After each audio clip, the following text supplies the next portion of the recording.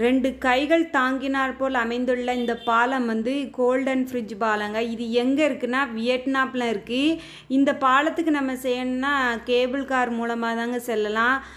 அப்புறம் இந்த பாலத்தில் நம்ம நடந்து போகும்போது வானத்தில் அப்படியே பறந்து மிதந்து நடக்க மாதிரி ஒரு ஃபீலை வந்து உண்டாக்கும்.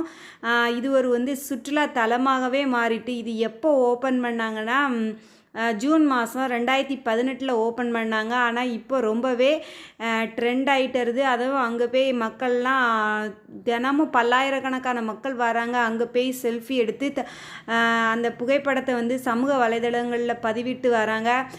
இது சொல்லப்போனால் ரொம்பவே பிரமிக்கத்தக்க ஒரு ஆச்சரியமான விஷயந்தாங்க. ஏன்னா இப்படியெல்லாம் இந்த மாதிரி பாலத்தை அமைக்க முடியுமான்னா அது ரொம்பவே பிரமிப்பை வந்து ஏற்படுத்துது.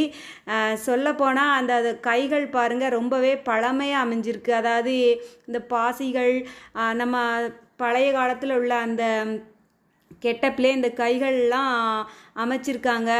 சூப்பராக இருக்குது. இப்போ ரீசெண்டாக நெப்போலியன் சார் அவங்க ஃபேமிலி அங்கே போய் என்ஜாய் பண்ணியிருக்காங்க. ரொம்ப ஜாலியாக என்ஜாய் பண்ணியிருக்காங்க. அதாவது இந்த பாலத்தில் வந்து நம்ம நடந்து போகும்போது கடவுளோட கையில் நம்ம சேஃப்டியாக இருக்க மாதிரி ஒரு ஃபீலை உண்டாக்குதுங்க. இந்த பாலம் வந்து கோல்டன் ஃப்ரிட்ஜுனா கோல்டால் செய்யப்பட்டிருப்பாங்களோ அப்படின்னு நினைப்பானா, அப்படி இல்லைங்க. அதுக்கு கோல்டன் கலர் வர மாதிரி கோட்டிங் கொடுத்துருக்காங்க. அதனால் கோல்டு மாதிரியே இருக்குது.